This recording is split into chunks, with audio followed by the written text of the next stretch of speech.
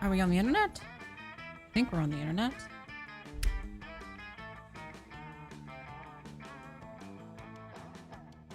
Testing on the internet. Are we live on the internet?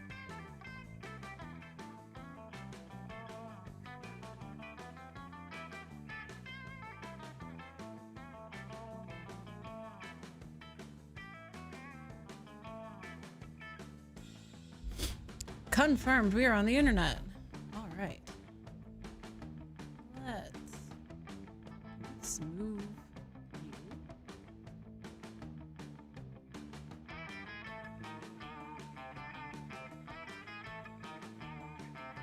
See you. There we go.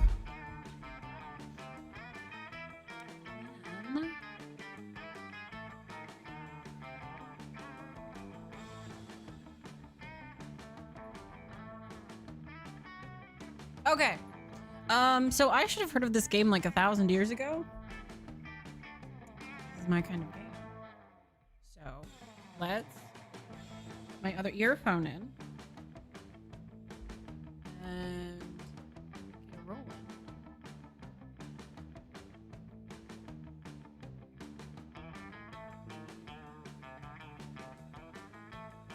Adjust myself. Okay. So let's switch to not that. That is incorrect. That is what I want. I think that's gonna work fine for us. Two. Alrighty. I heard of this game. I saw some videos. A few things. It looks interesting. I think it looks adorable. And after that, I didn't read anything else. So let's go be confused like I usually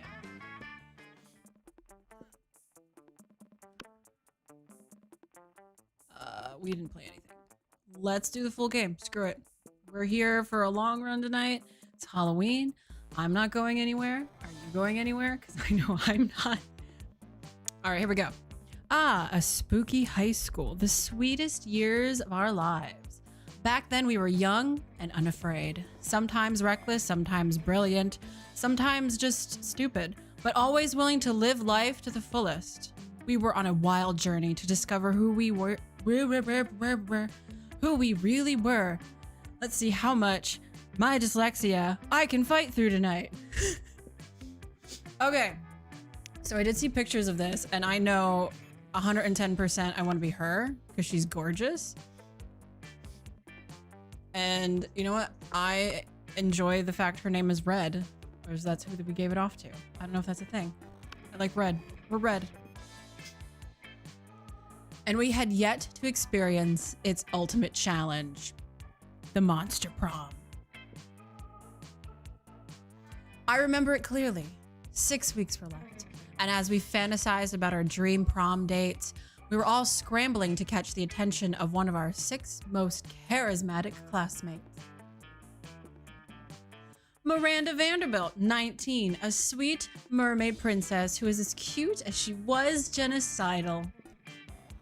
Damien LeVay, a fearless demon with a taste for destruction and a love of fire. Ooh. Scott Howell, a werewolf.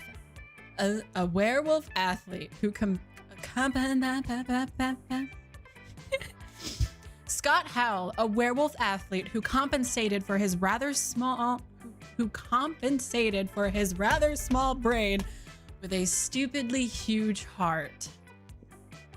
Liam DeLioncourt, a hipster vampire whose standoffish demeanor hid that he was truly a lovable dork.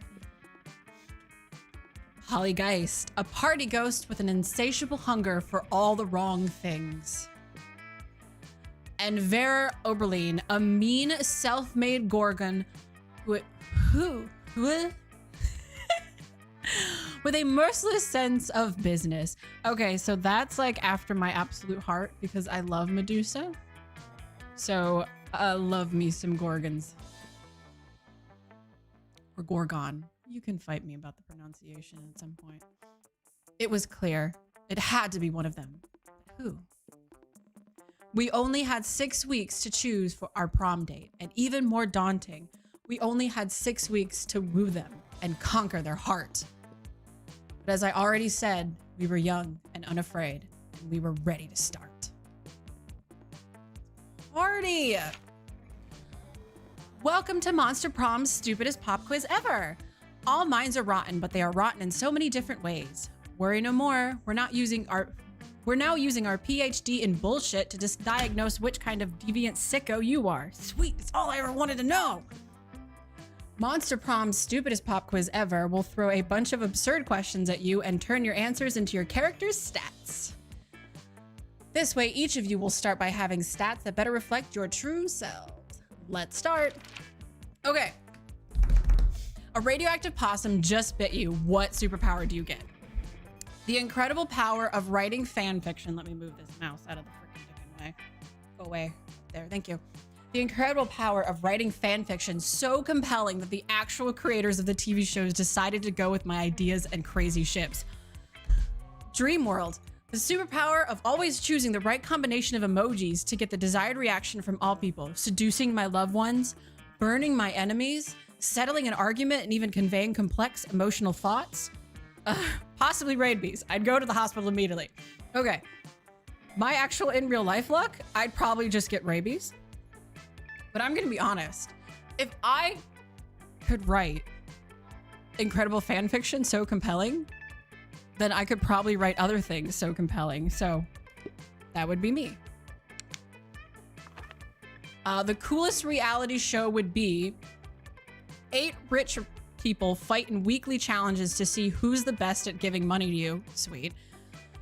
People in positions of power must face all sorts of questions relevant to their field, and if they fail, they lose their jobs and society wins. 12 experts on the various arts of seduction live in a house where they must face a common challenge: seducing a potato into marriage somehow. I'm gonna be honest, the last one, I would watch in a heartbeat. But I feel like it's number 2, and I feel like everyone's with me, right? Right. What's the sexiest type of knowledge a lover can have? How to make a killer cocktail out of anything. Reminds me, I have a drink over here. All the principles to build a financial empire. Little hot. Lyrics to all the Disney songs.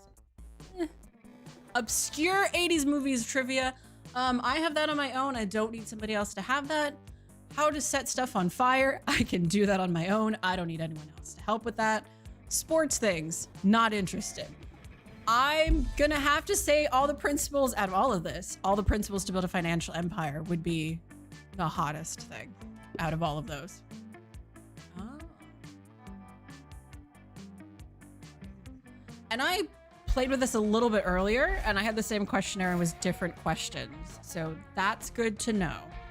So this time around, I have smarts 8, my boldness is 4, my creativity is 7, my charm is 5, my fun is 4, and my money is... Pardon.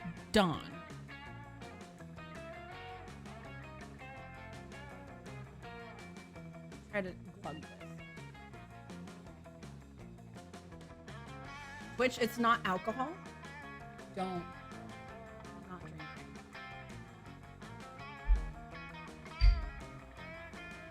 Okay.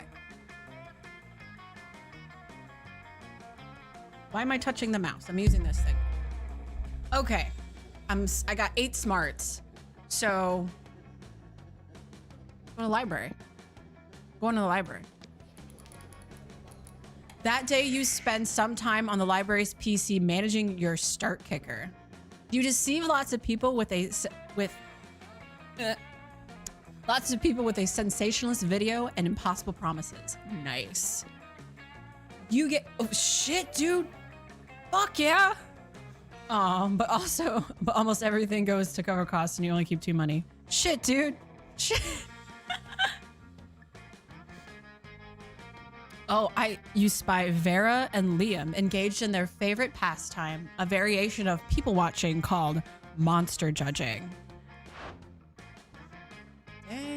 boys and girls. Dang. Ugh, do you see what she's wearing? Newsflash, lime green stripper boots do not go with chupacabra fur. At least she made a choice. I've already seen 6 people wearing the same Air Gorgon sneakers. Really? We are the lucky ones, Liam. Most people are absolutely hideous. But even their hideousness is mediocre. Most people are hideous, but I have yet to see one who is that most hideous. I wonder what such an abomination would even look like. True hideousness is on the inside, in your organs. A person with their organs on their inside would be the most hideous. On their outside would be the most hideous. A toned body, symmetrical face, nice features. Because traditional beauty standards are hideously mainstream. Oh shit. Oh. You know what? Organs are pretty hot.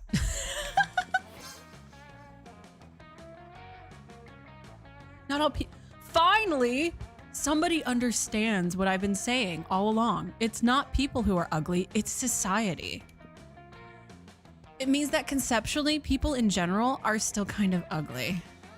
If everyone stopped focusing so much on society's beauty standards, long fangs, tight wings, thick horns, and started focusing on important things like artisanal, and started focusing on important things like artisanal bread and the correct bands, think how much better we would be. Maybe then society would be as beautiful as me. Although probably not. I'm stunning. Never forget that. Vera Oberlin was #1 on the Perseus pamphlet's list of most gorgeous gorgons. Wow, how did I do that? You would never forget, mostly because you know that in the first place. But hey, either way, you gain +2 smarts and +1 charm. Sweet, I'm smart as hell. Okay. Week 1, new. Let's do this, you guys.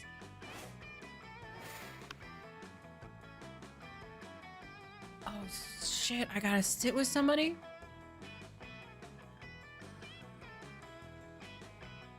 Who do I want to try and flirt with? Who's this girl? Who's... Not gonna lie, really like the Gorgon chick. Should I try for her? Oh man, let's go sit at her table. We're gonna go sit at her table. Ooh, I just burped. And everything went up my nose. You find Vera and Polly at their table, deep in conversation. All right, business idea. People pay a monthly subscription to prevent me from drugging their food. Business idea. People pay me a monthly subscription to put drugs in their food. Business idea. Price out the cafeteria's current food supplier by selling plastic food. Business idea. Nipples. Just nipples? Yeah. Okay. Wait. Business idea. Use clever marketing and food science to create the perfect new diet craze and sell it for an insane profit. That's actually a really good idea. Better than nipples? Yes. We just need to figure out what our new idiot product will be. Okay. Tapeworms. They're gluten-free, dairy-free, 100% organic, and you can eat them for free from the sick cows. And meth. It's what's for lunch. I'm going to be honest. It's got to be that one because she's really trying hard for it. If we're going to make a shitty food empire, you're going to have to use the words 100% organic. What a delicious idea. But what about for like ghosts and stuff? Ghosts want to lose weight too. Well, just sell ghosts. We'll just sell ghosts of tapeworms alongside the living ones naturally. Where are we going to get tapeworm ghosts? Simple. I'll just kill the tapeworms with unfinished business, which is pretty much any tapeworm, honestly. They're very ambitious. Well, all of my objections to this plan are solved. Scam away. Soon, Vera's new slender friends are all the rage in the cafeteria, and she seems to be tolerant of your presence even more. And everybody's losing weight. Oh, sweet. So I'm gonna follow my heart and try for the Gorgon. Is there something going down in the auditorium? I don't know. Okay. Okay. Okay.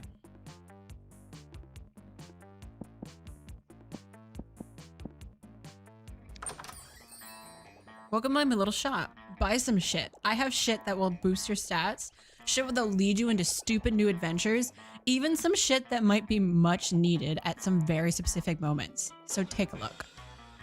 Gotcha, gotcha. I only have $7. Literally just a white blanket with 2 eyeballs. Sweet. Okay. A fake badass tattoo. Gotcha. A Russian novel with an insightful approach to universal matters such as love and death. Sweet.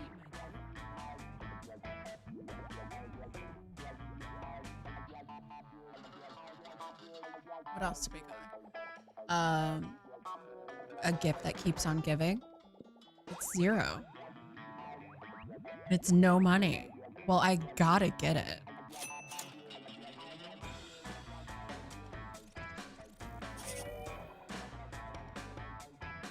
Stories tell that long ago Santa used to give naughty boys lead instead of coal. Nice.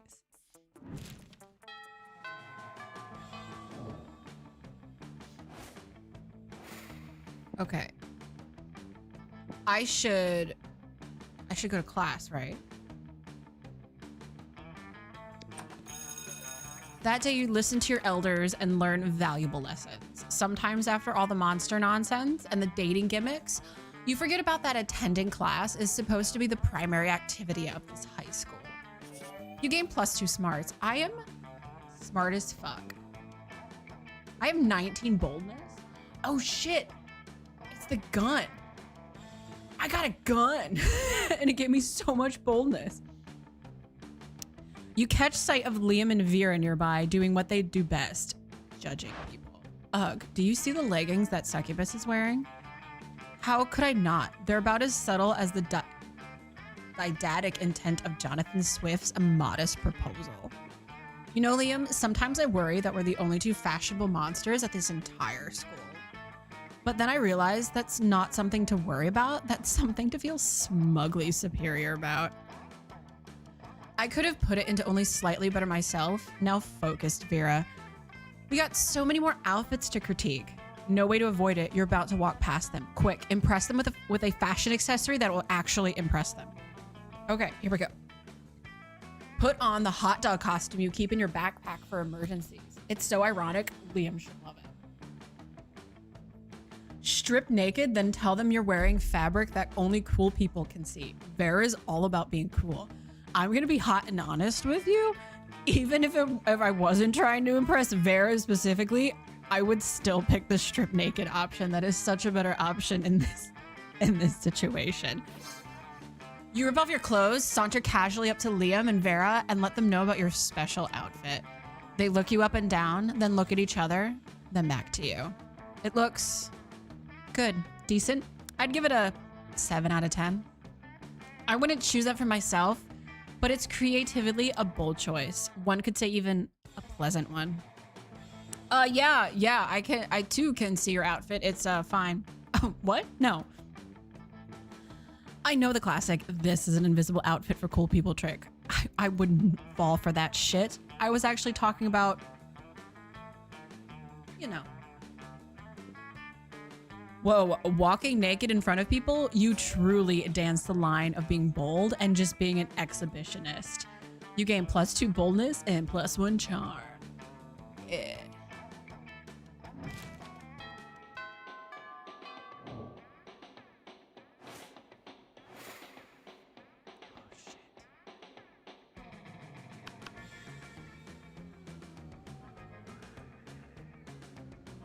I gotta go all in on Vera, don't I? We'll go all in on Vera. We're going all in on Vera, you guys. We're doing it. You find Damien and Vera contemplating a huge slab of unidentifiable prime meat.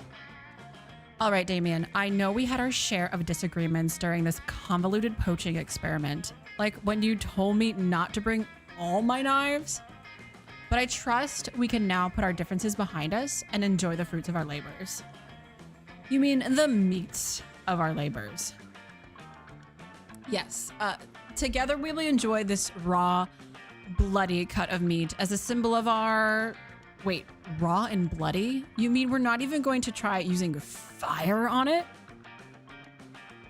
Of course I used a fire. I specifically instructed the chef to prepare this meat while glancing briefly at a lit stove. Did the fire ever, you know, touch the meat?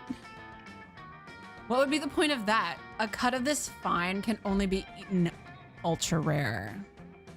Like hell it can. You wait here while I get my culinary flamethrower.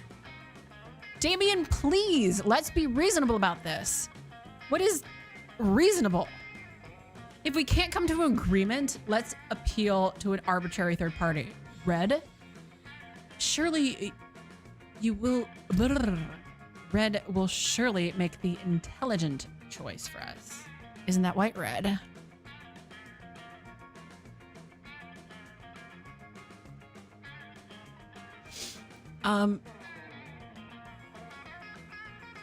Sorry, dude. I am going after my lady. And even if that's the case, you can't burn a steak to a hockey puck, my man. Quite right. Quite right. Someone turn off the heat, get a frost wizard in here, fetch me more blood from the blood bank. What the fuck? I'm not gonna eat a big chunk of raw meat. How am I supposed to ensure maximum suffering without fire?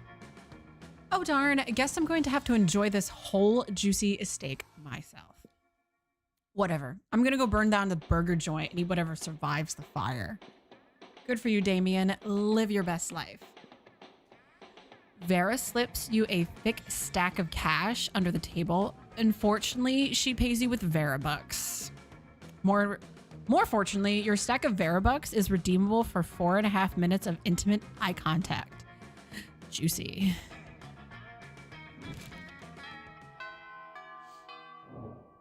Okay, so I'm chilling at my high school in the evening time.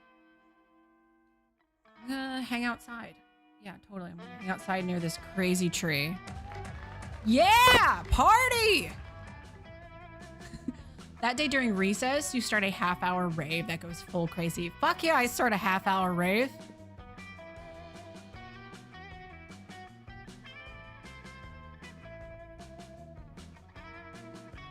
Heck yes. Someone summons demons from a nightmare dimension. The consequences might distort the fabric of reality itself, but who cares? It's a rad party. Yes. Let's do fun. I'm more fun now. Later, you see Vera cackling to herself in the hallway, which is whatever, but you might as well find out why. Just practicing my prom queen acceptance speech in my mind. It's not like the title bears any meaning whatsoever, of course, but I really do consider the whole thing way beneath me. However, considering how much meaning other girls put onto it, I can't risk some uppity bitch thinking she's better than I am. Plus, it's not bad branding either. I could see using a victory to start a line of successful prom queen accessories, guaranteed to get you the win. Perfect prom shoes, the right makeup, fancy knives to take out your opponents. Speaking of which, I assume this goes without saying, but I'm not leaving anything to chance. I'll be doing a blood ritual to ensure my win. I still haven't found the exact details yet, but I'm optimistic that at least some of the items will be found in the shop. The only question is, where exactly can I find the details for a proper blood ritual? Why don't we ask the Coven? They're witches. They should know all about magic. Literally just search the internet. Like, that's literally what it's there for. Am I gonna be really, like, do you think she gets off on somebody else being snotty to her a bit?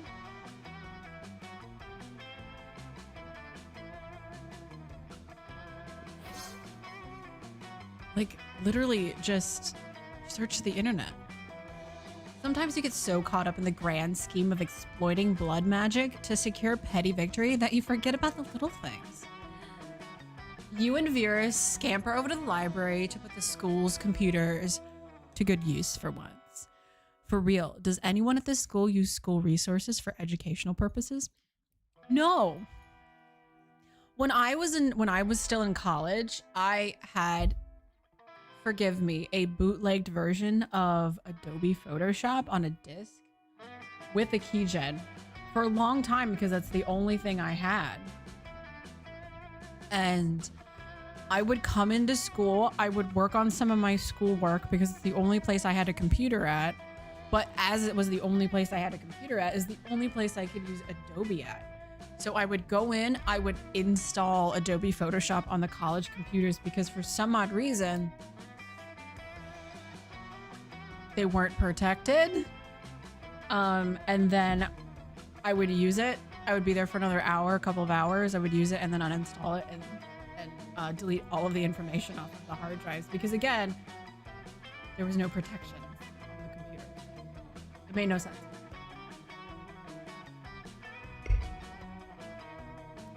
Any Hoosers.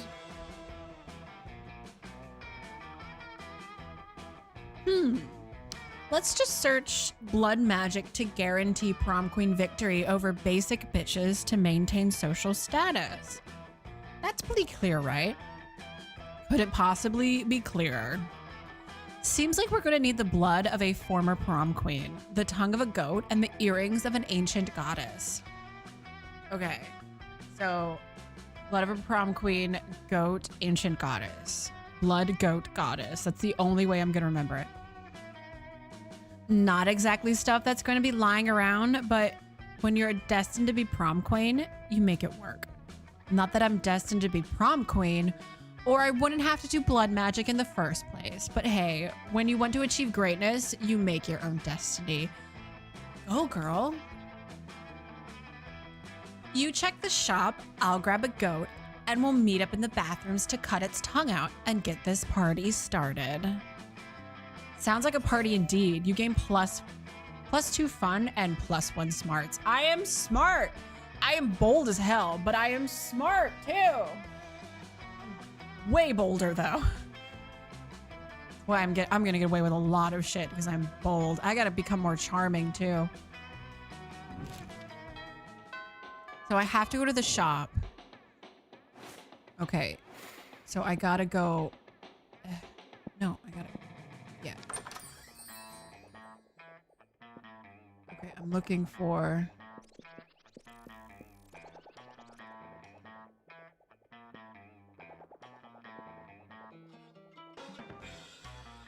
A tampon used by the former prom queen. I think that'll work. Yeah.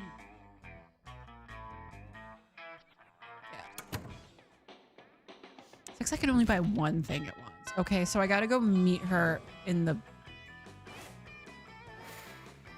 Who's this person? This person's cute. This little blue person. I want to go see who it is, but like I'm desperately like on Vera like crazy. My smarts went down after I bought the tampon. That sucks. Now I'm not as smart.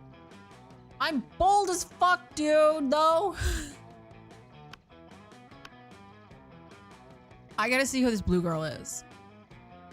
I have to meet her in the bathrooms. It's fine. We're gonna go talk to this blue girl. Revealing the interdimensional prince. Hi, oh, I thought he was a... Greetings, hero. I have a task for which no hands are fit but yours. A portal sealed against me, which I have not strength enough to open. Please help me to break this seal.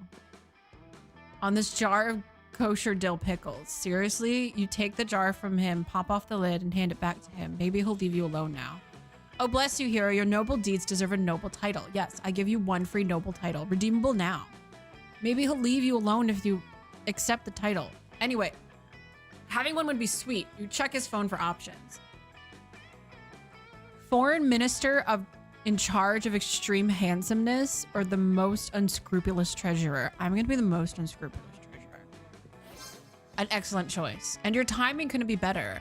Our last unscrupulous treasurer just absconded with half of our funds. Let me just give you my account numbers, the keys to my money pit, and the combinations to all my safes. Hey, where did you go? No time to talk. Too busy absconding with funds. You take all you can carry, plus 4 money. Yeah. Okay. I see what's going on here. I understand. We can do this, you guys. Okay, so I gotta go meet my future girlfriend in the bathrooms because we're gonna kill the goat. Skip class and just hang out in the bathrooms because you respect no authority. Damn right I don't. Look at my boldness and my gun and tampon. I guess some people just want to watch the world burn. By skipping class and hanging out in the bathrooms. You give 0 shits and gain 2 more boldness. Damn right I do.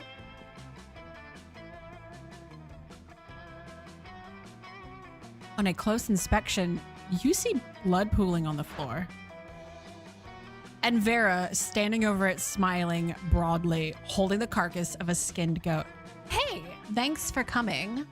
Where did that voice come from? The fun's just getting started. I know we only need the goat's tongue, but like if you're going to take the tongue from a goat, you might as well take the skin too and make yourself a sweet pair of boots. Not that I know how to sew or would take the time to even if I did, but Miranda has some mer slaves I can borrow. It's a pretty nice tongue, right? Not too fat, not too thin, the right kind of purple. I think it would be the most beautiful, regal, feared prom queen ever to grace spooky high school in no time at all.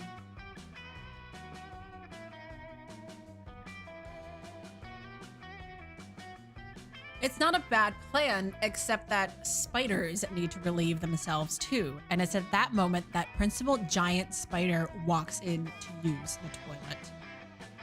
Oh, hey, good afternoon, Principal Giant Spider. I'm just holding this skinned goat on school property because it's for Animal Abuse 3. We're getting a head start on our homework because it's this goat spy from a rival institution who was sent here to blow up the school. You may not want to lie about which classes are offered at this school to the person who sets the schedule. Shit. I didn't know. Why would I make up a fake class? And if you're going to make a course on animal abuse, you might not want to pitch it to an animal. Whoops, did not think of that somehow.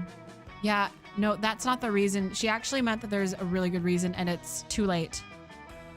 Principal Giant Spider sentences you both to detention for the entire weekend. It's a weekend full of physical and psychological torture, from waterboarding to board meetings about how to install more empathy in students. Worst, empathy sucks. You lose -2 fun and -1 smarts. Oh no, I'm so bold. I try to use my boldness.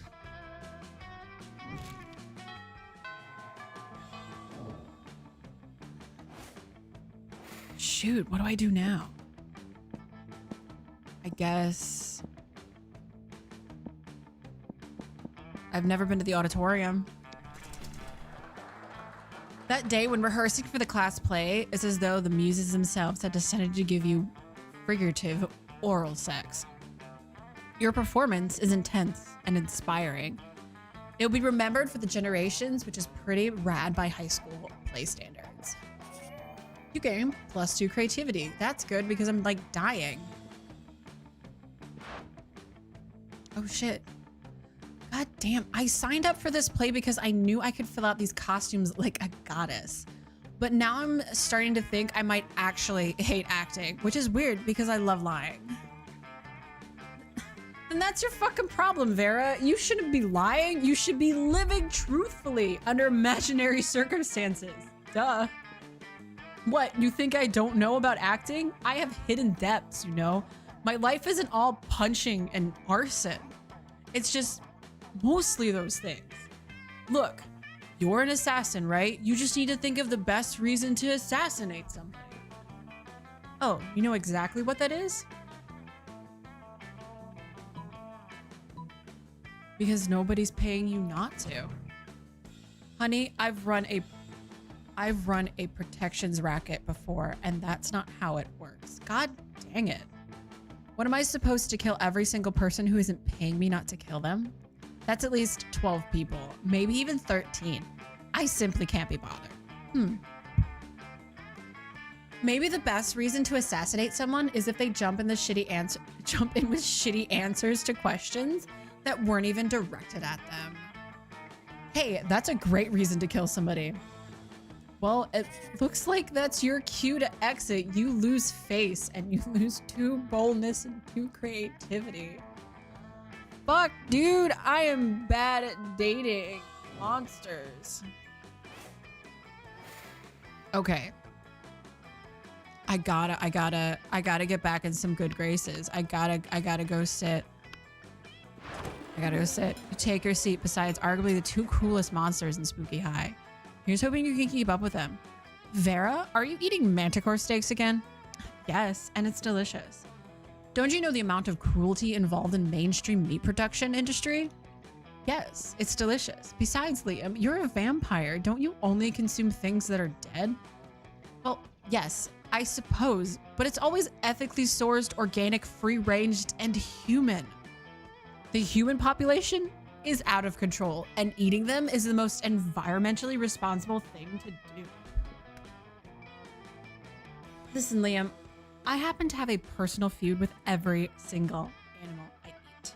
I make sure to meet all of them first and ensure I'm devouring only the ones I hate the most. It makes it extra tasty. Well, then surely you can inflict such pain without going through the cruel meat industry and supporting factory farming. Isn't home cruelty better anyway? You may actually have a point there, and if I get my hand in the pot, I can inflict even more effective and specific pain. And I bet there's a way to make money off of this too. Hang on. Somehow I've ended up arguing against my own interests here. Liam, don't you want to find innovative and creative ways to move society forward? Or do you want to oppose cruelty like every other weak mainstream loser? You can actually hear Liam's brain shaking as he struggles between his desire to be perceived as ethical and his desire to be perceived as creative. Maybe you can step in and help out? The animals you kill may lose their lives, but what about their afterlives? Instead of letting their spirits go to waste as the byproduct of the meat industry, let's serve their eternal souls as a side dish. Liam, animals are always suffering. From ignorance. If Vera wanted to increase their pain, the best way we can do it is to teach them the concept of death so that they really fear for their fate. Let's educate the cattle on metaphysics. Well, I can't condone animal cruelty, but I wholeheartedly support animal education. I do like animals, but their illiteracy is my 4th least favorite thing about them. Right between their poor taste in fashion and simplistic views on German cinema. It's not the worst idea you've ever had, although, face it, Red, you are known for having pretty terrible ideas about 50% of the time. Thanks! I don't really see building an empire out of primitive schools of cattle, but with my business acumen, I guess it's possible.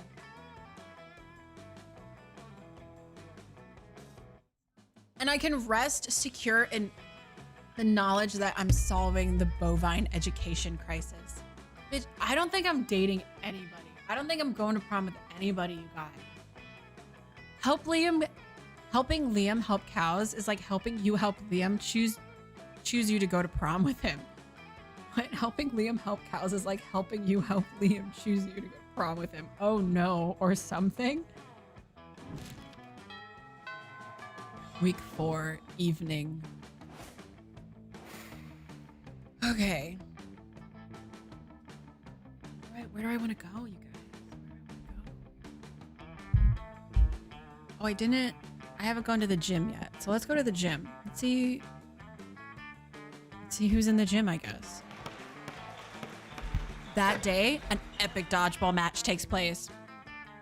Everything seems lost, but you deliver an inspirational speech that fuels your team's spirit, leading to a spectacular comeback.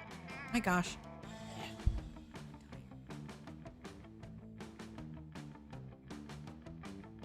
Leading to a spectacular comeback. You're clearly a natural born leader. You gain +2 charm. How nice. It's here. Vera, I am going to get this Gorgon girl. You notice Vera standing in the corner, pissed. What looks like a fresh braid on the back of her head is actually 2 of her snakes fighting. Poison is flying everywhere. Oh, I'm okay. It's just Hissy and Bob having another disagreement. It happens. This time they can't decide whether Miranda's domain should be called a kingdom or an empire. And it's like, who cares? I'm telling you, if they weren't my hair, I would sell them to Thailand where they eat snakes.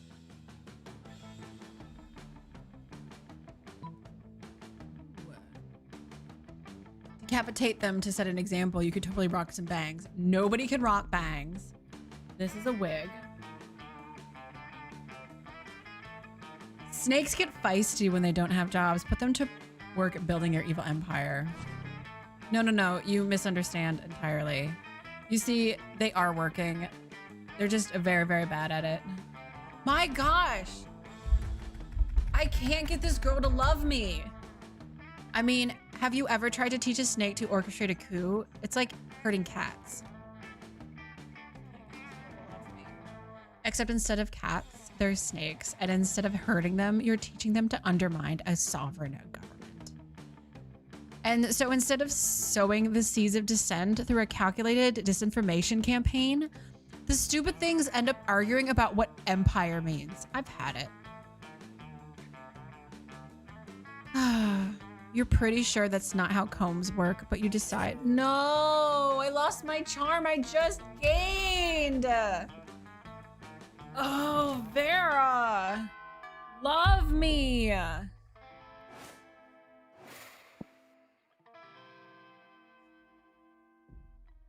don't know what I'm gonna do, you guys. I don't think I'm gonna get the girl. Don't think I'm gonna get the girl, you guys. Can't go to class.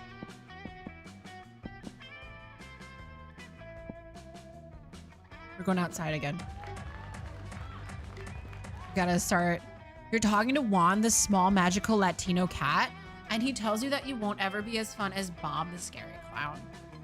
You accept the challenge. You go straight to Bob, stab him several times, open his bleeding chest, and eat some of his guts in order to consume his fun. Really? Do you think that's how this works? Well, it is. You gain +2 fun from poor Bob. In the course of your activities, you come across Vera and Polly hatching yet another scheme. You sneak a little closer so you can eavesdrop. Listen, this has been a fruitful partnership so far in terms of making people look like imbeciles, but I think it's time we monetize. Sick burns don't buy fresh outfits. Okay, yeah, fine, whatever. I guess I could use some new thongs or whatever, but like, I don't want to stop making people look dumb just so we can make money. I don't want to sell out. Personally, I can't wait to sell out. But you have to point we can't sacrifice our brand. The question, of course, is how do we do both? Yeah, how do you get rich off of yanking people's chains? Careful with your choice of words, Polly. What? Chains are a big thing for ghosts.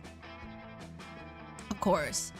They don't seem to have an immediate ideas. Maybe you can offer a solution? Why don't you make up a phony workout craze? It worked for Frank Pilates, the inventor of Pilates. Oh man, do I have a great prank for you? It's called stealing. I kind of want to put it to see what they do, but like, Just stealing. Stealing.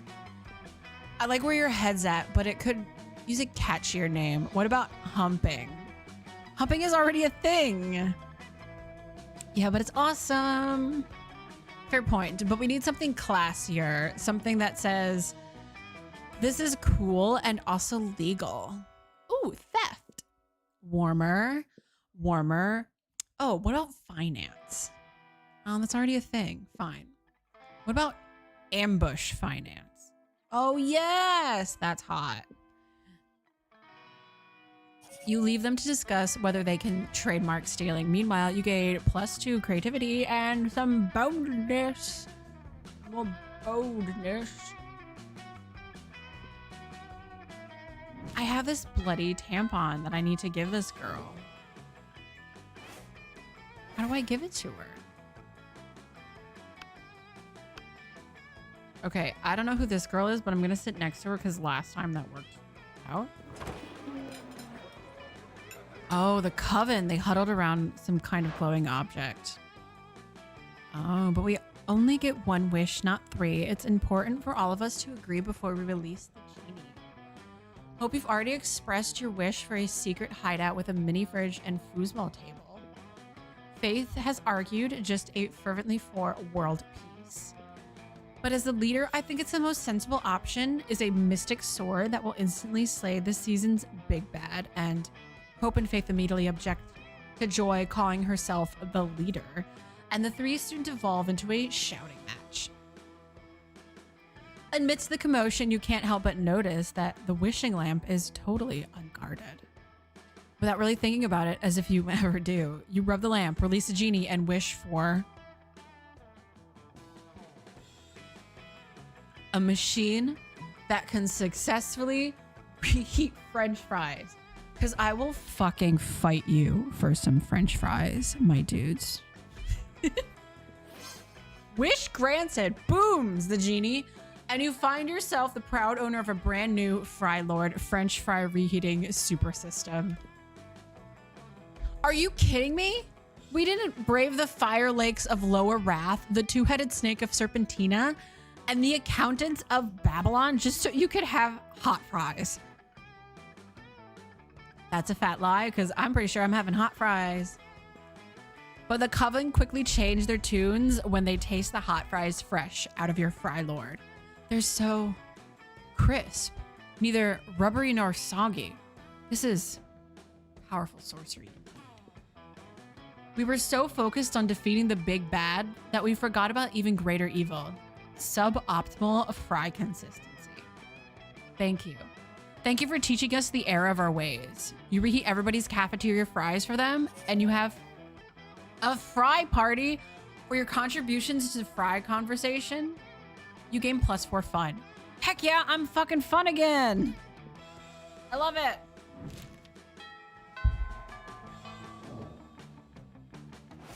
I'm so close to prom. I'm so close to prom, you guys, and I don't think Vera likes me enough. I don't think Vera likes me enough. Okay. Where can I go? Where can I go? Where can I go? To the bathrooms again? Let's try going to the bathrooms again to see if we can run into Vera again. The day you skip class and just hang out in the bathrooms because fuck authority or something. But you don't stop there. You want the world to know how reckless you are and for the rest of eternity. So you do some graffiti on the wall. No way. The graffiti says, I'm bold as fuck. And you know what? It turns out the wall's magical wall that grants wishes. What a wall. A deep voice resounds from within the wall and says, well, not bold as fuck, but maybe a bit bold. And you gain +2 boldness. My boldness is back. Oh boy, that's an opinionated wall. Well, lucky you. You're minding your own business when Vera grabs you by the collar and yanks you into a huddle with her and Polly. We're in big trouble, asshole, and it's your fault. Yeah, Ambush Finance has been a huge success. Too huge. They want us to write a book about it. But we don't know how to write a book. Oh shit, how smart am I? I'm fucking dumb. And we already accepted the advance. So I took a bunch of Adderall and wrote 270 pages of garbage about stealing. And of course, the publishing house won't accept it. They say it's missing a big reveal at the end, some kind of ultimate secret to ambush finance success. That's where you come in. Yeah, you came up with the idea in the first place, for which we owe you absolutely no royalties, by the way. So we figured you could help us come up with a big secret for the end of the book. What do you say? Keep in mind that if you say no, I will have you see it. The ultimate secret to ambush finance is that there is no secret and you're all suckers for buying this book. The ultimate secret for ambush finance was inside of you all along. Organs. You can steal organs and sell them for a ton of money. Wow. You know, I don't have organs inside me, right? Oh, God, I forgot she was a ghost. Classic alive people privilege, assuming everybody just has organs. Gross. While I personally don't care about your blatant racism at all, I was to seriously harm our sales across several demographics, including ghosts, robots, and living furniture. I only endorse discrimination when it's profitable. Thank you. Later, ghost hater. Ah, boo, losing -2 charm and -1 smarts. I'm gonna have to go to the library. Oh no, I gotta go to the library.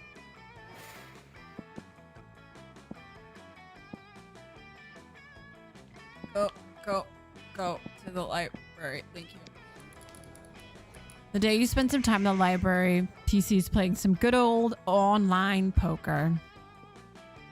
Gambling seems like a stupid, dangerous decision, but who cares? This time it's paid off, so fuck it. You gain +2 money. Later, you're wandering through the halls when you hear a voice from around a corner. Hey, psst. I seem to have accidentally turned a bitch to stone with my gaze. Don't get me wrong, she totally deserved it. Her nose was absolutely fake, plus that nail polish. Abominable, but that isn't exactly the first time I've done this, and Principal Giant Spider said if I did it again, I'd get detention. So I need to dispose of yet another body, and I thought that since you're so attractive and kind and clever, you'd be willing to cover up the literal murder I've committed. No questions asked, right? Easy. Well, we dress her up in some stuff from the theater and set her up in the quad like she's a new piece of art. Never you fear, my lovely murderess. My good buddy, Mr. Hammer, will make short of this work. I'll even give you the nose as a trophy. I would think dressing her up in some stuff from the theater and setting her up in the quad would be best. But, like, I've gone with my instincts so much with this girl and it's not working. Please like this idea. Fuck you, Vera. I will not be wasting my impeccable fashion sense on that stony hoe, and I certainly won't sell you the Oberlin name of my claiming credit for this aesthetic disaster. I mean, look at her. She's almost ugly enough to turn me to stone. Now leave me alone before I make you join her. Oh, my God. Oh. Vera, love me. This isn't working out. I can't change like right now. What?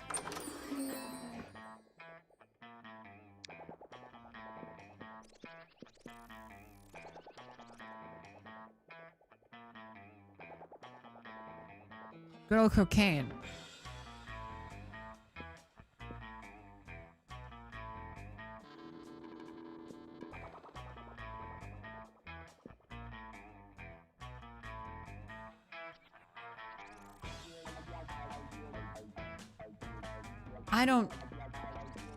I'm gonna buy some cocaine. I don't got anything else in my life. I'm -5 smarts.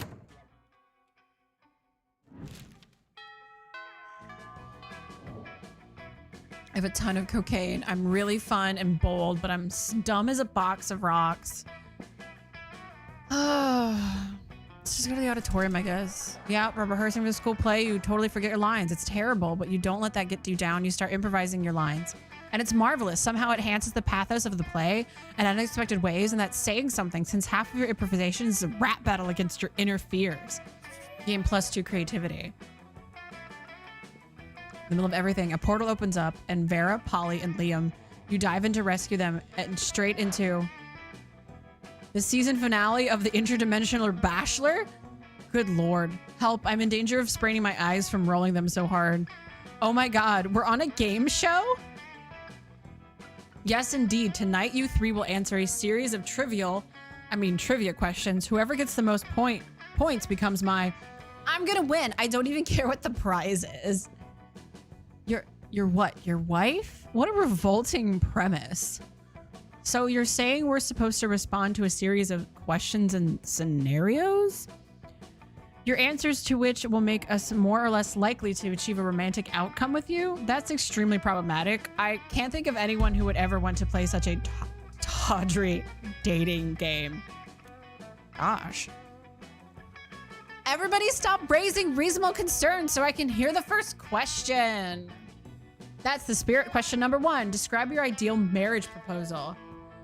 Before Polly can answer, you buzz in yourself. Now's your chance to give an answer that will end the competition and send the prince packing.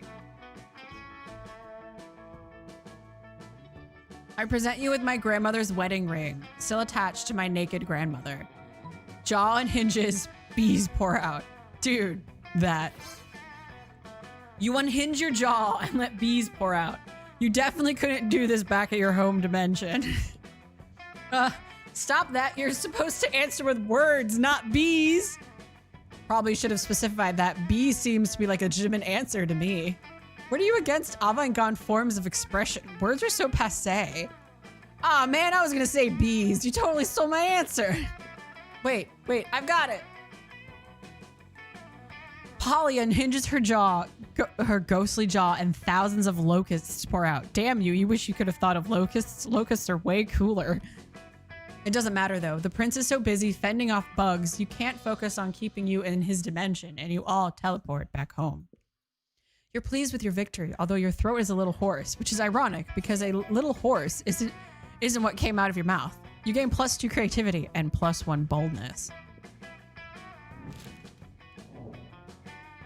Monster prom draws near. Oh my gosh, I didn't even talk to some of these people. I don't know if she's gonna say yes. I don't know. I'm pretty fucking bold. And fun.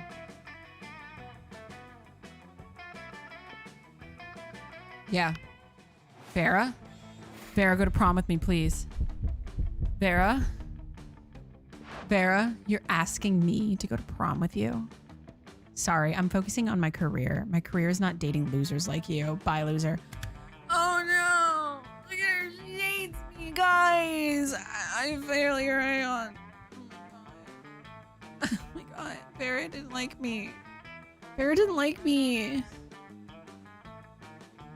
Except for that time you won at Monsters Got Talent, but your talent was being a failure at love. It astonished everyone how bad you were at romance. Oh my god. Not any less sad, though. Dude. Oh my god. Are you serious? I'm most likely to get an anal bleeding. Bleaching. Yeah, seems about right, I guess. Right, well. That's one.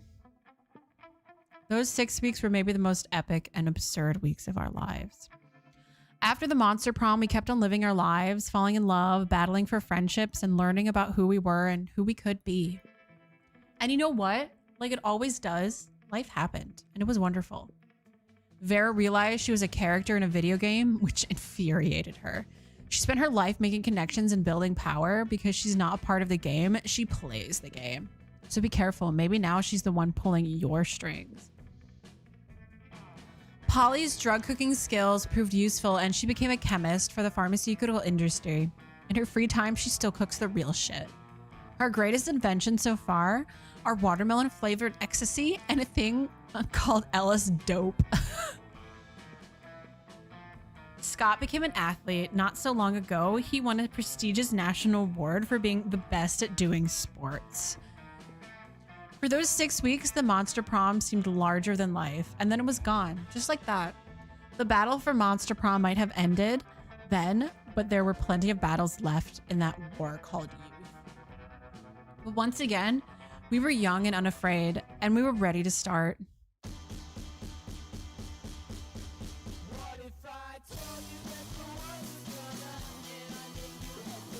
I didn't fall in love, you guys. We gotta try again, right? Sweet, an erotic fan fiction about dragons. Everyone likes that. Yeah, okay. What do we got? Okay, let's look at the gallery because I don't know what. Endings?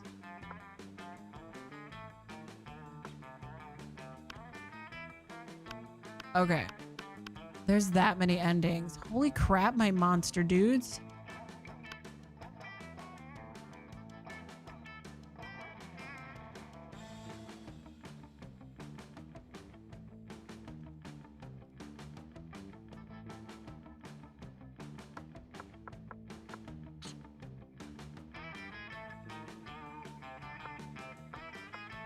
The mod tool.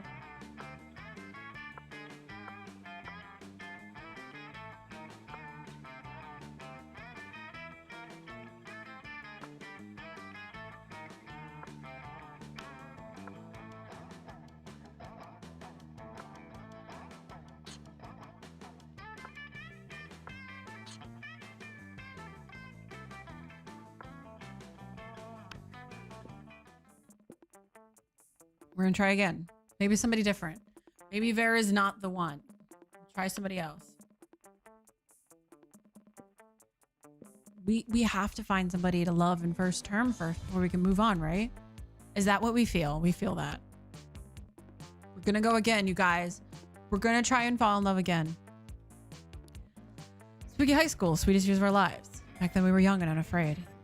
Something, something, reckless, something. We were wild and it was a journey. Okay, so maybe we go with her. We're just gonna go. We're just gonna be. I'm not figuring out names right now. It's not my job. Excuse me. I remember it clearly. 6 weeks were left. Okay. Is there a way to like? Here we go. We're gonna skip. We're gonna skip through all of this because we did. We're good. Ah.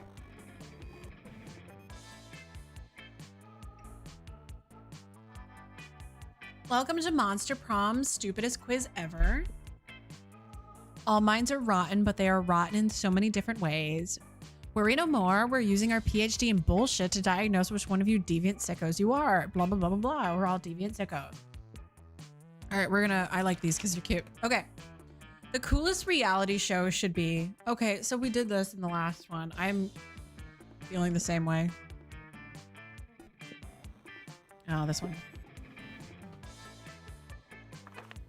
School is outdated and lame. We need a new school subject ASAP. How to correctly punch a crocodile without terrible consequences. Critical thought. I mean, damn, this country could really use a subject like this in schools. Yeah.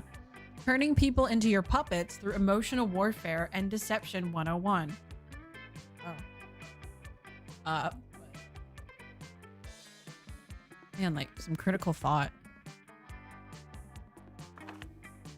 What would be a killer accessory? Fancy brass knuckles. Why is this here again? Go away. Go away. Go away. Coolness itself. Shiny armor. Sunglasses at night. I didn't bring them out with me. Bring my sunglasses out with me. A fabulous purse made from the skin of your worst enemy, or a necklace with your own name in case you forget. Killer accessory? Dude.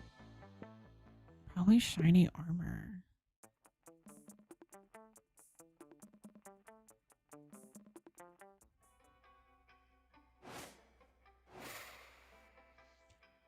Okay.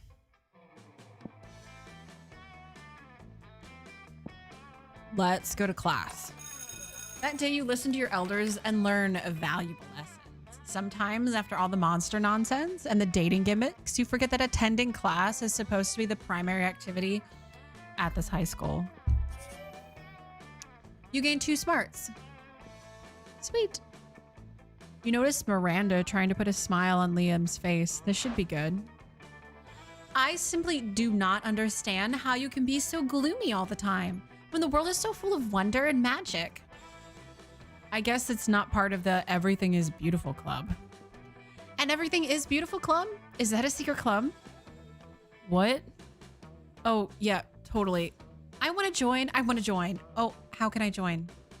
Liam seems totally sexually disinterested in continuing this gag, but you have no such reservations, you tell her. You're in luck. I just happen to have a membership paperwork right here. Magic is real. It's super easy to join. All you have to do is eat a bunch of cotton candy and crap out a unicorn simpleton. That is really fucking rude. Am I a rude little bitch? I'm a rude little bitch. Really? Yeah, that's exactly the bullshit Fairy told me when we were playing checkers the other night. That's all? Just those two things? Hell no. You've also got oh wow. Words, my dude, words. You've also got to write gullible across your forehead in permanent marker. Okay. Wait, seriously? But Miranda's already gone. When you see her the next day, she's leading a unicorn and smiling from ear to ear. I did it. I did the Everything is Beautiful Club. Let me in. I had to fill out some extra paperwork because I had the manservant eat the cotton candy and poop out the unicorn. But I made up for it by tattooing gullible on his forehead instead of writing it. Yeah, well, you're welcome.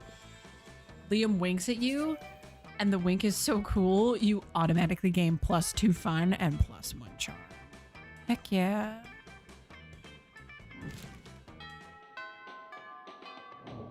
Is Liam just the easy boy? And Vera's the hard one? Did I go right for boss mode? No, motive I want to go for Damien. Let's go to this table. You come upon Damien sneering at Miranda's elaborate silverware spread while her eating serfs chow down obediently at a neighboring table. I still don't get why you collect all those stupid forks and spoons and shit.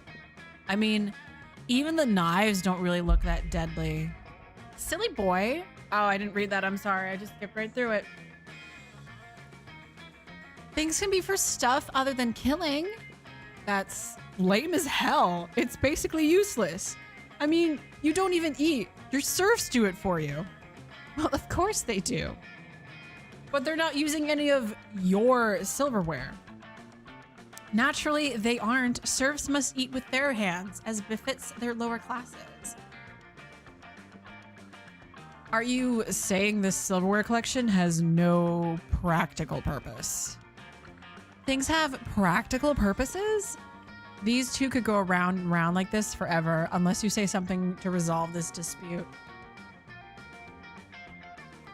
Damien's right, Miri. Maybe it is time you started murdering people with your silverware. Lay off Miranda, Damien. What's your what about your collection of exotic corpses? Wait a minute. Are you implying this dude has exotic corpses? Dude, Damien's right. I mean, I was just giving her shit, but I'm in favor of any play that gets more people murdered. How barbaric. Are you sure that's the right thing to do? Yep, 100%, absolutely. Well, all right then. Yum yum Daisy, take the sharpest of these silvered wares in your filthy peasant hands and go on a murdering, would you? I was kind of hoping you would do the murdering yourself. If I were living in an age wherein a lady can't outsource her senseless murders to her servants, I don't know what the world is coming to. Fair enough. As long as the murders are getting done, I guess I don't care.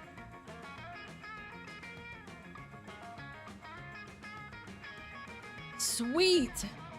Miranda even outsources some silverware murder to you and Damien as a team. It really brings you closer to each other. Shit, dude. I think we're going for Damien this time around.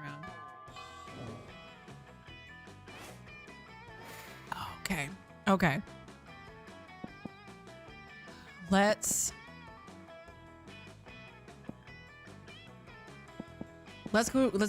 go party. That day brings recess. You start a half-hour rave that goes full crazy. You have no idea how it escalates so much, but at one point there's like 300 people. Someone summons demons from a nightmare dimension. The consequences might distort the fabric of reality itself, but who cares?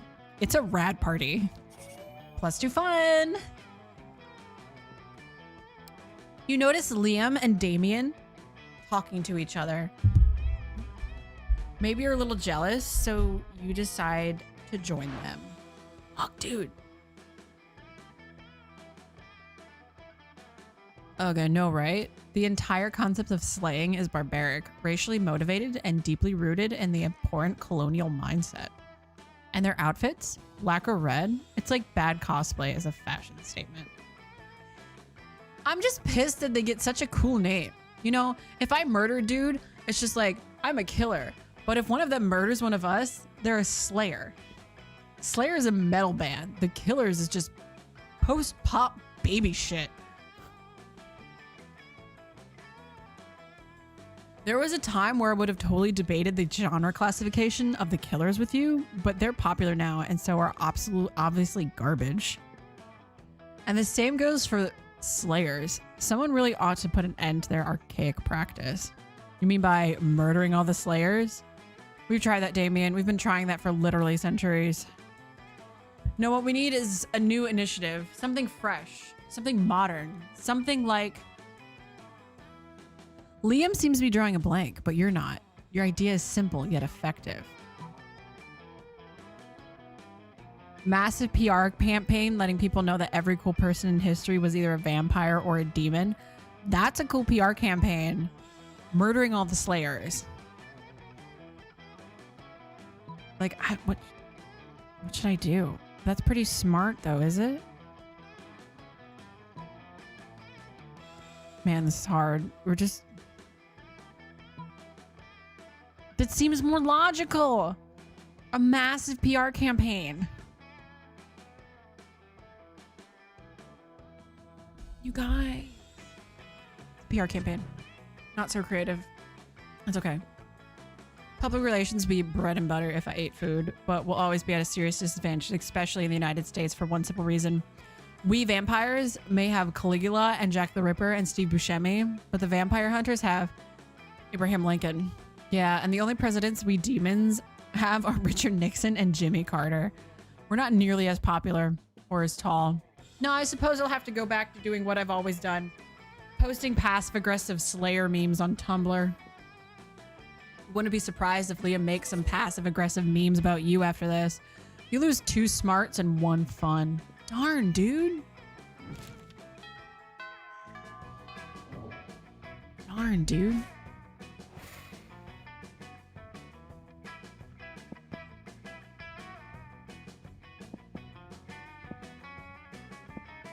We're gonna go to the auditorium.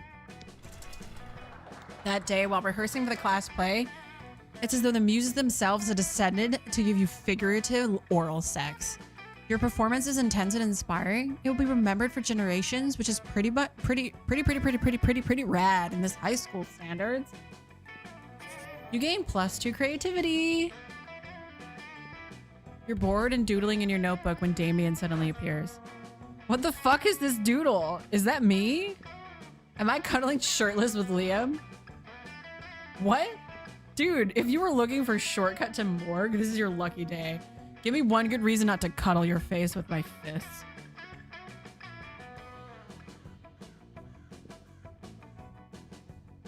Oh shit, they found my erotic fan art of them. The fuck is this? This fuckery, dear Damien, is art. I present to you Yowie. Don't be silly. You don't want to fight me. You're clearly fighting against your urge for cuddling. No. What the fuck is this, Damien?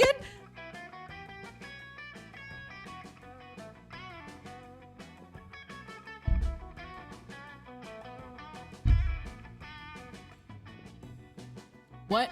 I must admit this piece is full of raw talent. Look at the strokes, the expressions, the suggestions. The suggestive placement of the hand. It conveys so much with so little. Dude, are you high? Look at the other one. You're fucking pregnant. This is insanity. It's not insanity, but neither is this one exactly Yowie. It's Mpreg. Behold, what a way of standing up against the gender status quo. They're changing the world one pregnant doodle at a time. No, There's no way of you to convince me that this shit isn't weird or wrong or problematic. I'm out of this plot line. Ignore him, Blue. I've been searching for this pinnacle of art for generations. Little did I know it was here all along. An ancient form of Yahweh. Will you accept me as your student? May I call you Sensei? I think it's a good thing. You gain +2 creativity and +1 smarts. Did I fuck it up with him? Oh shit, dude, he's not even sitting at the same table anymore.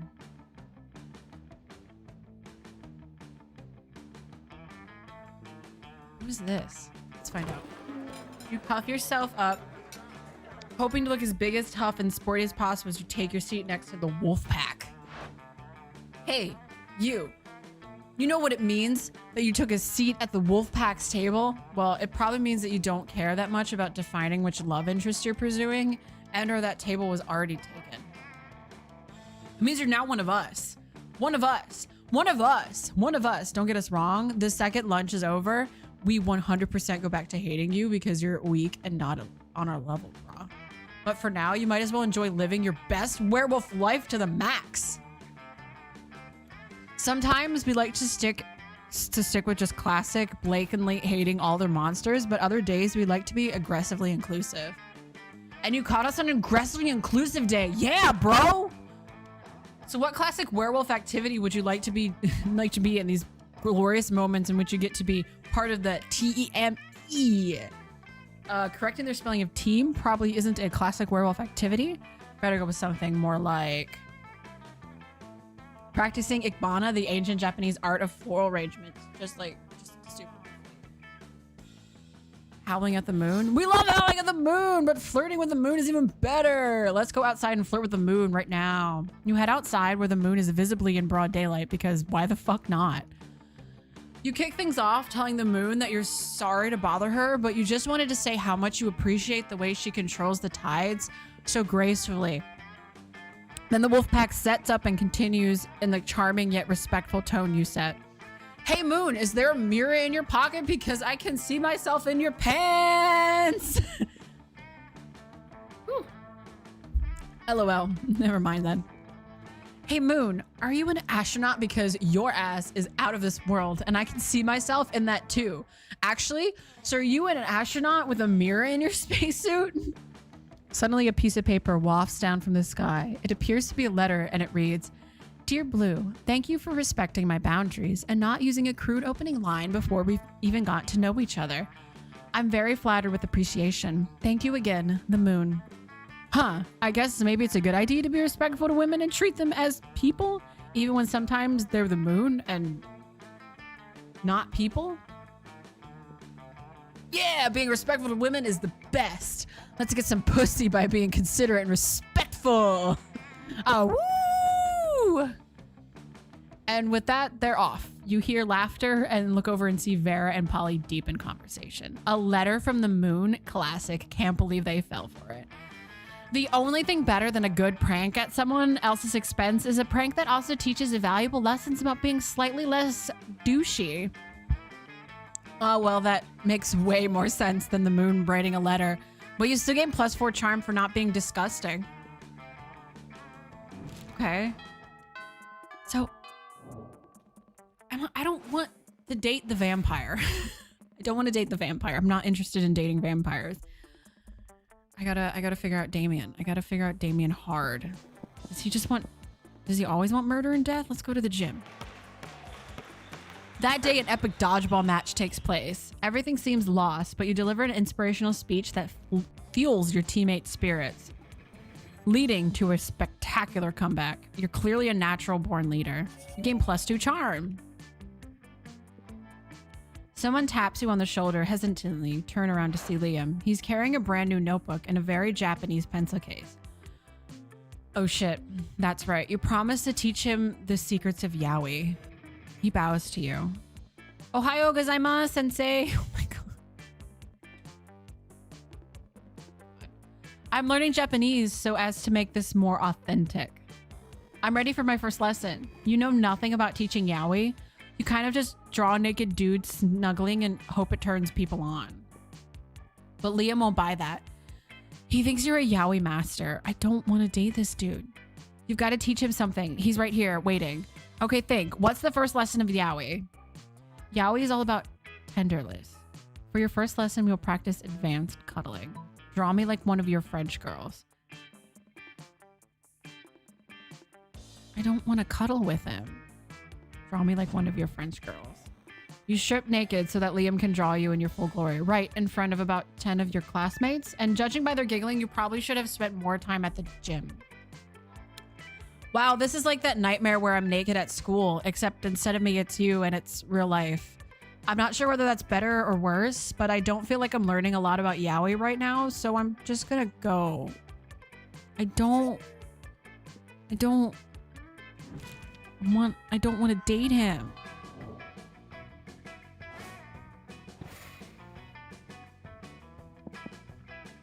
Okay. Try going to class again.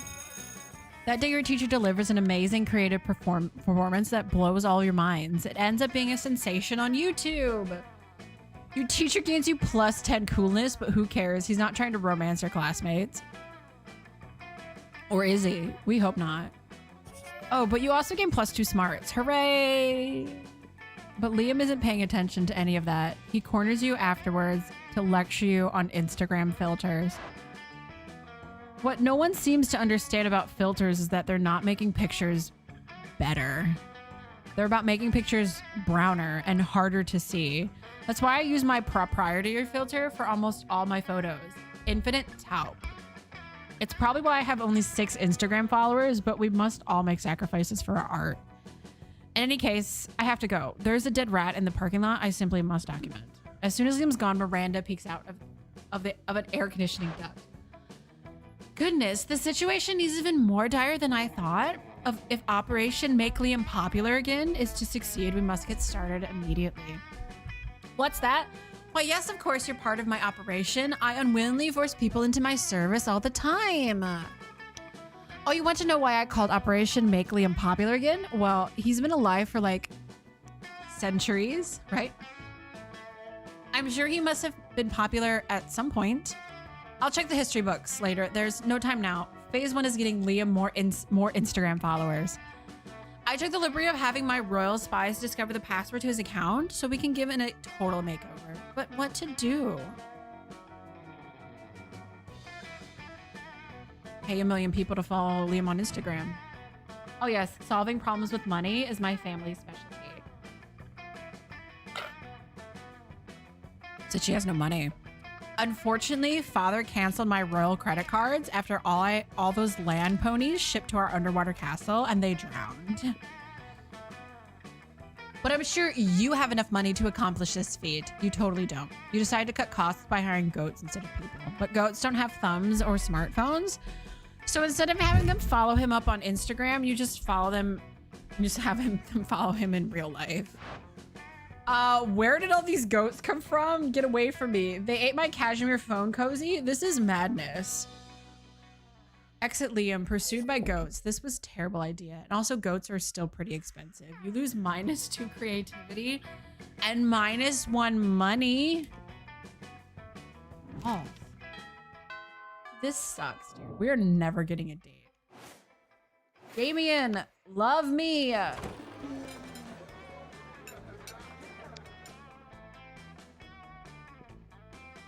When a leather-clad figure drops from the air vent onto a table, it's a slayer. Lunchtime's over, dirtbags. Time to die. This always happens when we sit together. Your death-based rhetoric is offensive. Don't spoil my food pic. Oh, I'll spoil more than your food pic, Count Stankula. I'm about to spoil your face. Just his though, right? Both your faces. Fuck. The Slayer is right between the 3 of you. You can't save Liam and Damien, but if you can act fast, you might be able to save one.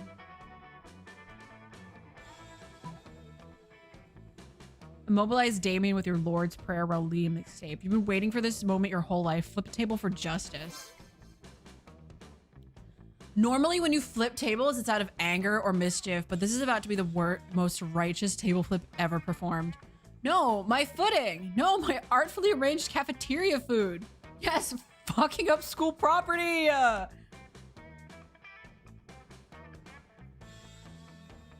Slayer ends up pinned under the table along with Damien. Damien jumps down and starts punching indiscriminately, not caring who he hits. So, you know, just another normal day for Damien. I've never felt so alive. Offensive. Whatever. Let's flip all the rest of the tables in the cafeteria while the flipping's good. You righteously flip every single table in the cafeteria. With each table you flip, you find Damien is flipping a little more for you. Yes. We're gonna do it this time, you guys. We're gonna fucking do it this time. Okay. I'm actually gonna see about going here. What do you have, my girl? Oh, I'm too poor, but I can.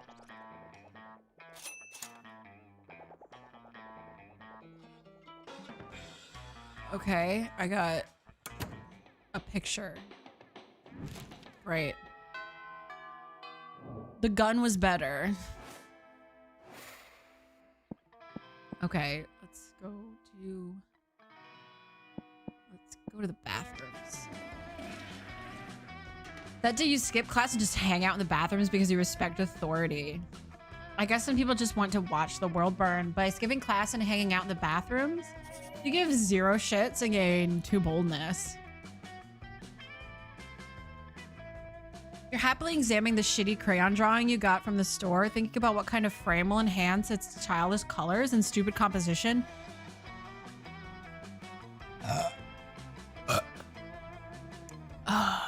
That's for you guys. When Scott approaches you. Scott. Hey, Blue, is that a picture? I love pictures. Coach says one picture is worth 1,000 words, and there are so many words I love, like pizza and good and boy, so picture must be even better. What's your picture saying, bro? It looks like a little stick person holding hands with 2 big stick persons. And there's also a house in the sun has hair. You patiently explain to Scott that this is a picture of a family and that those are solar rays, not hair. Oh, so those 2 big bros are protecting the little bro? I get it. What? No. Tell Scott that the 2 big stick figures are parents. Parents?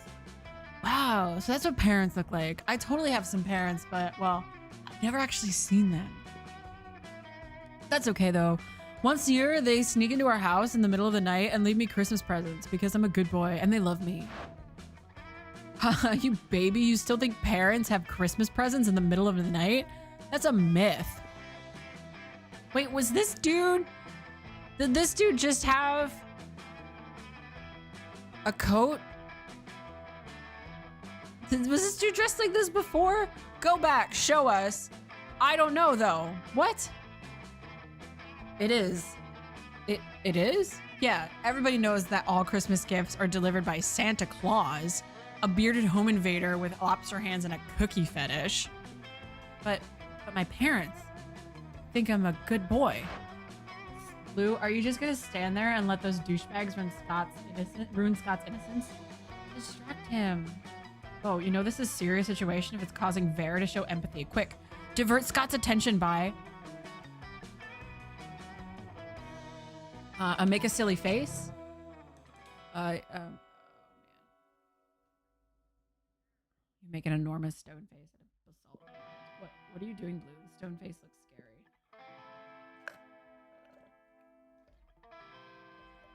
I admire this eldritch brutalism, but I'm also confused as to why you're doing this. A giant stone face? We hate giant stone faces. Woof, woof, woof. I hate you too, you miserable animals. Booms the giant stone face. No wonder your parents abandoned you.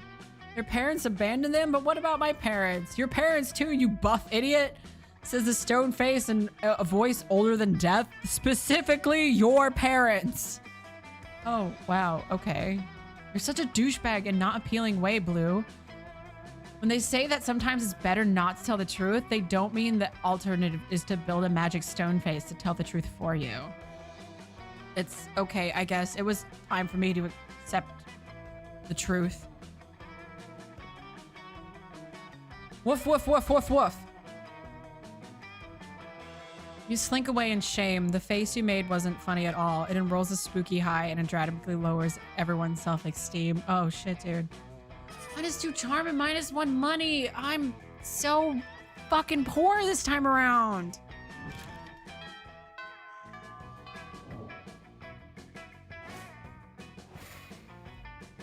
I gotta keep trying to rock on Damien, right?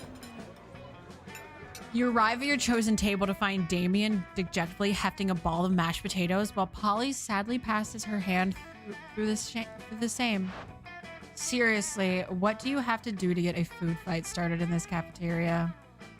I honestly do not know. I tried throwing potatoes at people and yelling food fight, but I think everyone is too scared of me to fight back. And I can't throw food because of my stupid ghost hands. Plates, mirrors, antique furniture, sure, but not food. There's gotta be a way to provoke a food war. My dad's always telling me to be more political. But we're not political. Your strength is hitting things and my strength is being unbelievably hot at all the time. Unbelievably hot? That's it. Well, set the cafeteria on fire. Wait, no, that's not a solution. That's just arson. Why do I always jump straight to arson? It's hard to watch them struggling through this by themselves, so you step in with an idea of your own. Shit. Wars are fought over scarce resources. Steal everybody's food and put it in a pile. They ought to do it. Hey, Polly, you know what the Greeks fought? Whole war over Helen of Troy's face? We just need to get you kidnapped by the Trojans. Okay, I like this idea. Yes! I like where your head is, but I'm not super being into kidnapping and shit. What if we skip some steps with some good old flashing? Polly floats off the table, whips up her top. To the victor! This is a high school cafeteria. Polly's rash actions upset the roiling cauldron of hormones, sets it on fire, and tap dances on the virus. Soon the air is thick with sausage and gravy. Potato crisps fly everywhere, like flavored shrapnel. Polly puts her shirt back on now that everyone's too busy fighting to remember what they're fighting about. Looks like mine really were the tits that launched 1,000 chips.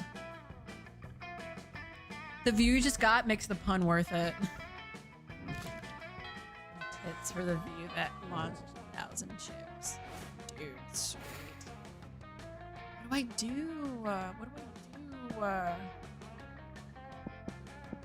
Do we go have another party? Let's go out. Party again. The day during recess, you start a half-hour rave that goes full crazy. At one point, Juan, the magical Latino cat, slips on a banana peel. You start to laugh at him. He asks you to stop, but you don't. You laugh so hard at him that you somehow steal +2 fun from him. Hooray. You're walking with Liam later, then suddenly a holy crossbow bolt slams on the wall next to you. It's the Slayer. Prepare to die. You flee with Liam and manage to get out of sight. Now's the perfect time for you to hide while Liam turns into a bat. But he's not transformed. You ask him why. He tells you he's just standing there instead of changing. It just seems a little cliche, doesn't it? A vampire turning into a bat? Honestly, I'm over it. If I could turn into, for example, the concept of a bat, now that would be a change worth making. I don't even know what that means, but if you can't get Liam to turn into something soon, he'll get both of you caught.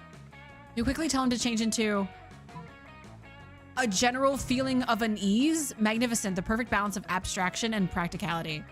My God. I don't even want to listen to your response, Liam. Today's the best day ever. You love school. You can't wait to do your homework later. The Slayer bursts in the room, locks eyes with you, and gives you the sickest high five ever. Suddenly, when Leah reappears, you immediately feel way shittier. No, that wasn't a general feeling of unease. That was a general feeling of euphoria. Totally inappropriate. What's inappropriate is the beating I'm about to give you two. The beating is in fact too inappropriate to even... God. I don't want to read things about this game. I just want to play it.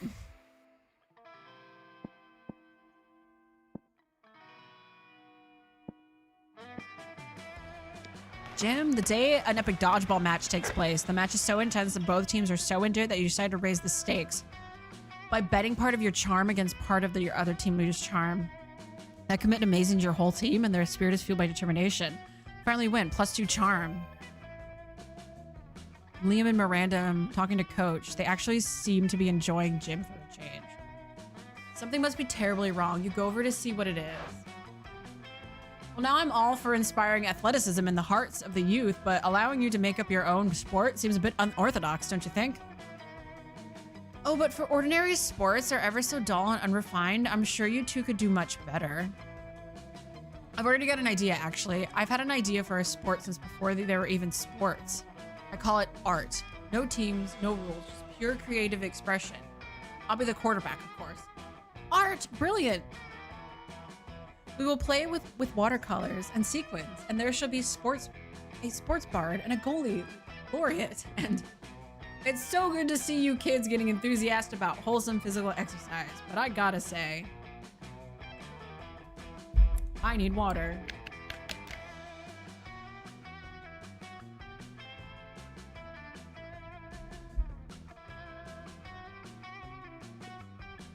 Art doesn't really sound like a sport.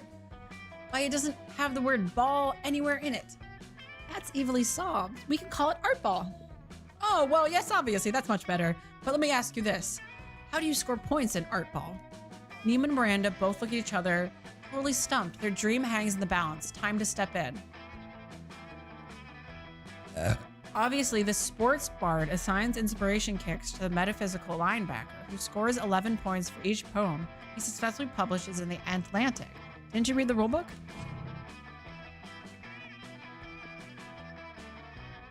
God dang it. Oh, I fucked everything up again. I fuck everything up. Like, I go with my gut. I'm just gonna answer questions however now, because it's no point. I gotta go sit with the boys.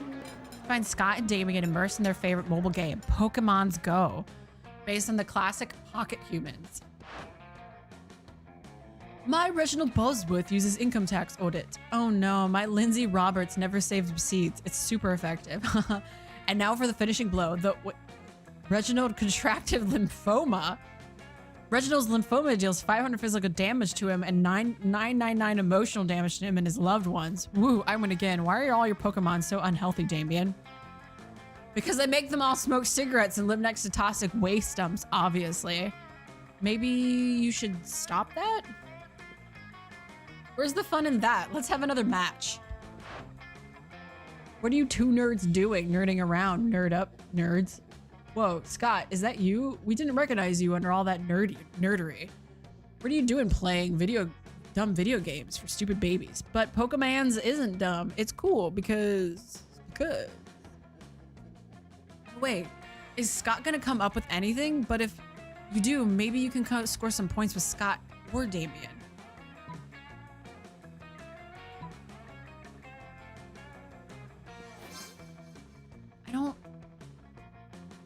I don't want. It's not. She's just gonna grab someone's phone and snatch Damien's phone. They'll have one hand in the cafeteria. Hey, my phone. What the?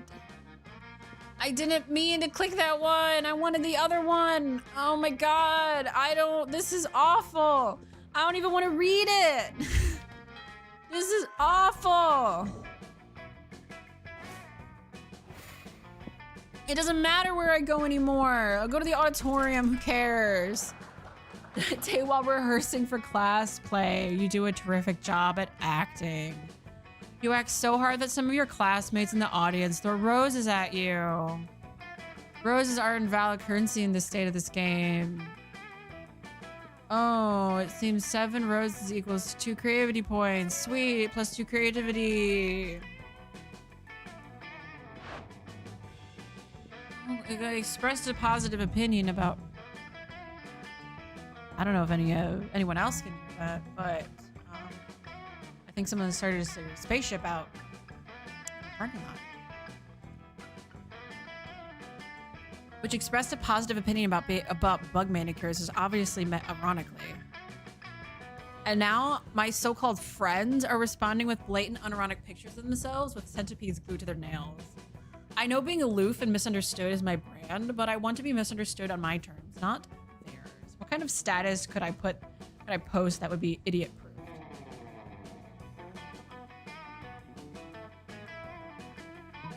Vague blog for life, dude, I guess. Vague blogging is a tricky proposition. I'm a master of blogging arts, a trick to real people with an intriguing promise. But make it absolutely clear they will never know what it is. Worst day ever. No, I don't want to talk about it. So sick of this, but I don't kiss and tell or fight and tell. I'll do something like, it's all your fault. You know who you are, and then high-heeled shoe emoji. No one can possibly misinterpret that because there's nothing to misinterpret. Boom, vague blogging is always the simplest and most direct solution. You gain +2 creativity and +1 boldness. Guys, this is awful. This is gonna be so bad.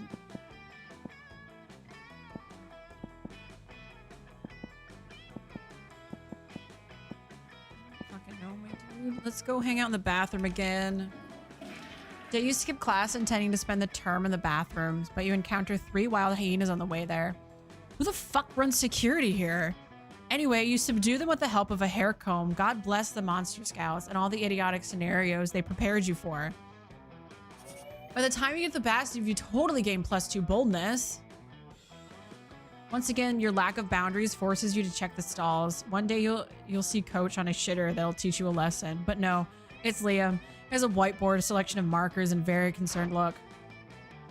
A succession of clues with surprising outcome. No, too pedestrian. A spell to cause diarrhea? Might not make it through while writing it. Liam was here. Is it cliche enough to be vintage? Ugh, I hate writer's block. There's nothing worse than an empty stall wall. Go beyond the medium with a spell that will change the reader's life. Literally. Pineapple propaganda. Fuck you, Liam. Pineapple propaganda.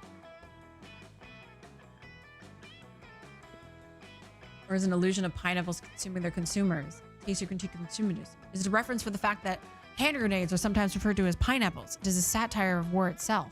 Or is it perhaps 2 random words blurted out for a lack of an original idea? Pineapple propaganda? More like pathetic pandering. You poor putz politely profiting your pandemic pleasantries. Pa, you lose 2 boldness and 1 creativity. Ugh. I have no money. Damien, I gotta try dames. Listen, Blue, you can totally sit with us. I just hope you didn't bring a gun or a gun to a bazooka fight. Yeah, we're showing off the best flasks. Well, not the best flask exactly, but the best contents. Oh god, your literal actual flasks of alcohol openly allowed in the school cafeteria? Are there no rules? Apparently not, because Polly starts setting up a series of flasks down the table. Okay, so this is beer. My WC wine, whiskey, ethyl alcohol, the soul of an infant. Ha! This is radioactive absinthe. This is fire. Literally fire. And this is literally poor life choices. Okay, but this one has another smaller flask inside of it. It is the ultimate flask. So could probably go on a list of this for goddamn never. Maybe you can cut in with the craziest thing of all. But think carefully before whom you want to impress with your flask context. Get rid of the most hardcore badass thing. This flask contains an ancient genie that grants you 3 wishes, but I'm totally drinking it because I don't give a fuck. I grant my own damn wishes. You want to get the dope party started? This flask has ultra whiskey, which you can get when you get 2 bottles of the best, purest whiskey and make them mate. Yeah, man. Yep, you're right. Hardcore. So hardcore. You could ask for anything. Wealth, power, immortality.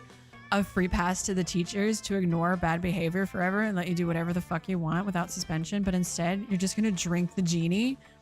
It's like you've drunk from my poor life choices flask, and I love it. I didn't even know you could drink a genie. You and Damien pop open the flask and drink the genie together. It's definitely just water, but Damien seems to drink so much alcohol and energy drinks that he's literally forgotten what water tastes like.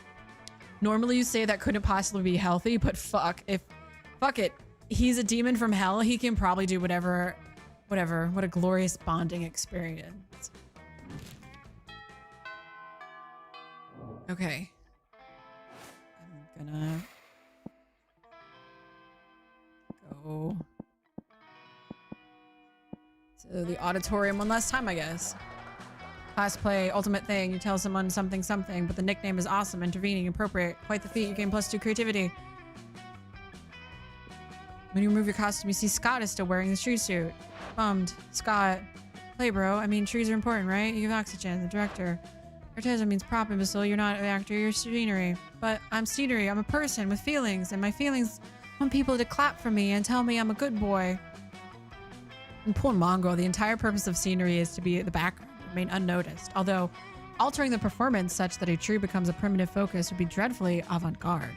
In fact, it could be the greatest artistic achievement yet. All right, Scott, I'm good to make your dream a reality. We need to brainstorm. How can we make the tree center of the play? Scott's not a tree. He's a tree person. He comes alive the last second and rips the bad guy in half. No, everyone is scenery. Everyone. I mean, all of us should simply stand motionless for 2 hours dressed in various inanimate objects. That would be the most daring performance ever conceived. Rejection of the tyranny of action, the plot, and the characters' entertainment. Won't people get bored? Of course. That's how you know it's art. Hooray! And I'll be the tallest one, so I'll be super important too. I leave Scott and Liam. I get 2 smarts and 2 charms. I have to try for Damien, right? Damien. I have to.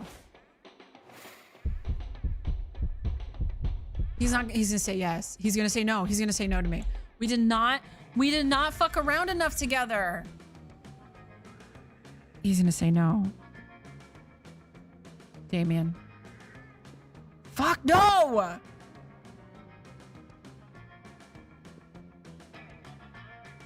Yep, for the right to marry your hand, since that seemed like your last chance at finding love. Yay. Dude. I still have 0 endings. Fucking hey, man. We're gonna skip this. Can we skip this?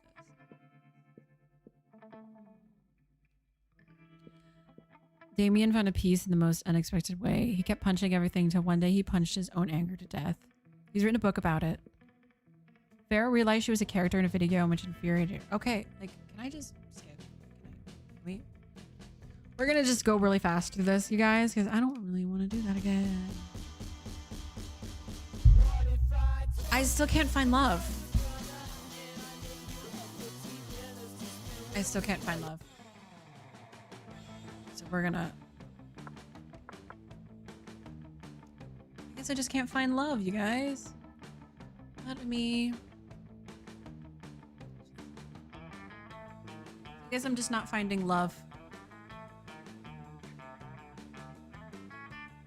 At all. Well, we'll try again at some point. We'll keep trying until we finally meet the love of our lives and, you know, we keep going forward. Until then, happy Halloween. Stay safe. I hope you're not out. I hope you're at home. Happy Halloween. If you have not, go out and vote. We are so close. And don't forget to just love one another. Bye.